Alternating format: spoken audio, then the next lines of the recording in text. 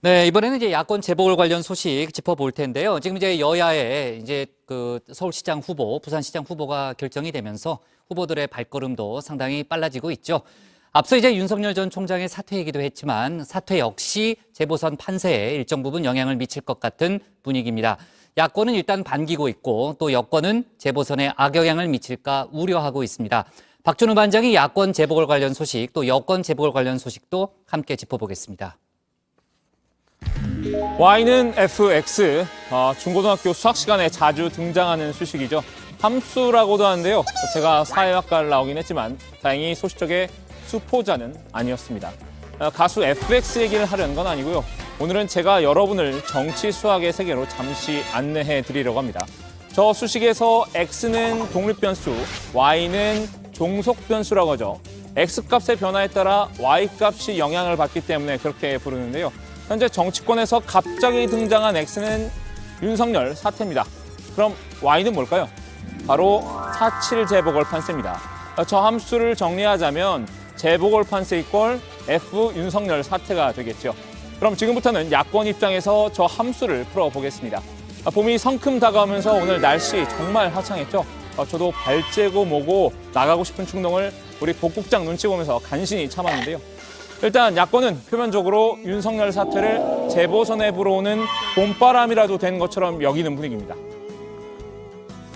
우리 국민의힘은 필요하다면 윤석열 검찰총장과 힘을 합쳐서 대한민국의 헌법과 법치주의를 지키기 위한 노력에 최선을 다하겠습니다.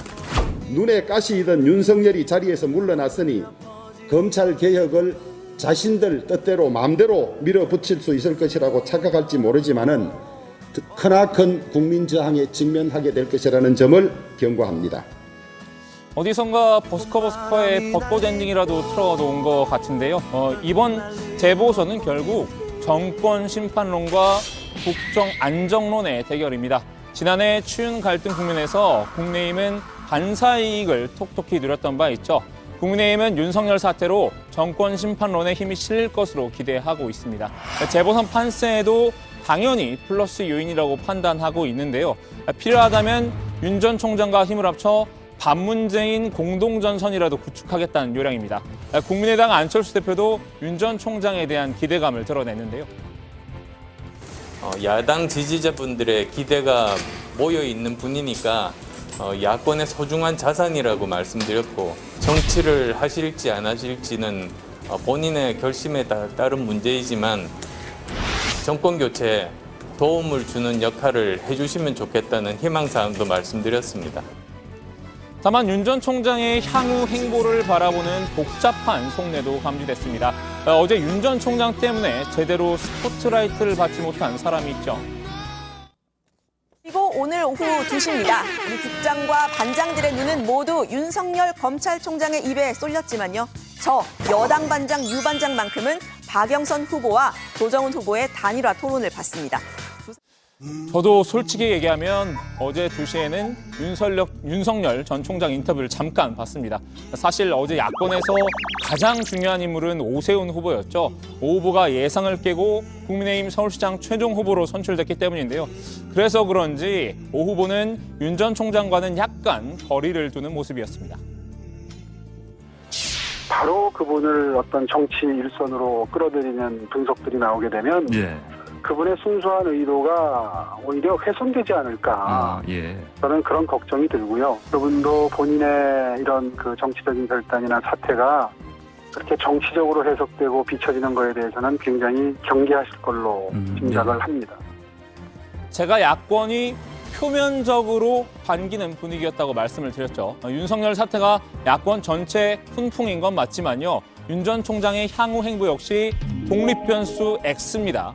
윤 전 총장이 앞으로 어떤 정치적 움직임을 보이는지에 따라 최종 야권 단일 후보가 누가 될지도 재보선 이후 야권 개편의 주도권을 누가 쥐느냐도 달라질 가능성이 크기 때문입니다.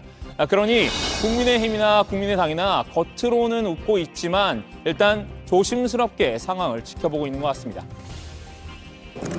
윤석열 총장 앞으로 행보는 그럼 어떻게 보시는지 일각에서는 제3세대와 나는 그건 '잘 모르겠어요. 지금 언급하는 것은 적절하지 않다고 봅니다. 이번에는 여권 입장에서 함수를 풀어보겠습니다. 어제는 일단 민주당 김종민 최고위원이 재보선에 별로 영향이 없을 것 같다고 애써 선을 그었죠. 이게 뭐 사태 자체가 선거에 영향을 미친다고 생각하지는 않는데 이후에 선거에 영향을 미치기 위해서 행동을 한다면 선거에 영향을 주겠죠. 만약에 그런 행동이 있다면 그때 가서 또 우리가 판단을 해봐야 되고. 하지만 오늘 민주당 지도부는 모두 윤석열 때리기에 나섰습니다. 야권 입장에서 윤석열 사태가 봄바람이었다면 여권에서는 꽃샘추위라는 게 분명해졌기 때문인데요.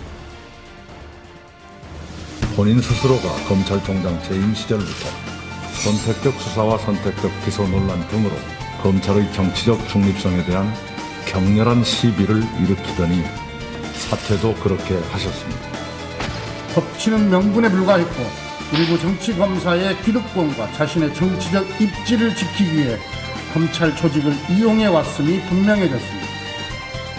벚꽃 엔딩이 아니라 봄이 좋냐? 같은 그 냉소적인 노래가 들리는 듯합니다. 윤 전 총장이 재보궐의 모든 이슈를 집어삼킨 형국이죠. 사실 여당엔 악재가 닥친 셈입니다. 재보선 한 달여를 앞두고 국정 안정론이 힘을 잃을 가능성이 큰데요. 거기에 여권에서 밀어붙이는 4차 재난지원금과 가덕도 신공항 이슈도 윤석열 이슈에 묻힐 것이라는 분석입니다. 민주당 박영선 후보도 우려를 드러냈죠.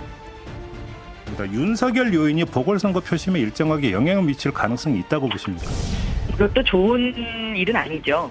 왜냐하면 좀 어색해 보이는 사태인데 네. 이 어색해 보이는 사태가 어떠한 방향으로 나갈지는 조금 더 지켜봐야 될 것 같습니다. 어색해 보인다, 자연스러워 보이지 않았다. 이게 윤 전 총장의 사퇴를 바라보는 박 후보의 평가입니다. 뭔가 정치적 의도가 담겨있는 사태인 것 같다. 이런 뉘앙스인데요. 박 후보는 윤 전 총장의 정계 진출 여부에 대해선 직접 물어보겠다고 말했습니다. 저는 검찰에 계신 분들이 제가 법사위에 오래 있었잖아요. 법사위원장까지 때문에 검찰에 계신 분들하고는 제가 다른 분들보다는 잘 아는 사이죠. 그러니까 윤석열 총장이 정말로 그러니까 정계 진출해서 정치인이 될 거라고 전망을 하세요, 후보? 그건 잘 모르겠습니다. 제가 한번 여쭤봐야 될 것 같습니다. 열린민주당 김진애 후보도 윤 전 총장이 본인의 출세욕, 권력욕, 정치욕을 임기 내내 드러냈고 문재인 대통령의 인사권과 행정권에 정면 도전했다. 이렇게 날을 세웠습니다. 여권이 한 목소리로 윤 전 총장을 깎아내리는 건 여권 입장에서 재보선 판세가 불리해졌다는 방증이겠지요. 정치 수학개론 요약 정리하겠습니다. 아주 단순하게 수식화하면요. 야권 입장에서 윤석열 사태 X값에 따른 재보선 판세 Y는 플러스 알파이고요. 여권 입장에서는 마이너스 베타라고 볼 수 있을 것 같습니다. 오늘 야당 발제 제목 이렇게 하겠습니다. 윤석열 사태의 정치권 들썩, 요동치는 재보선 판세.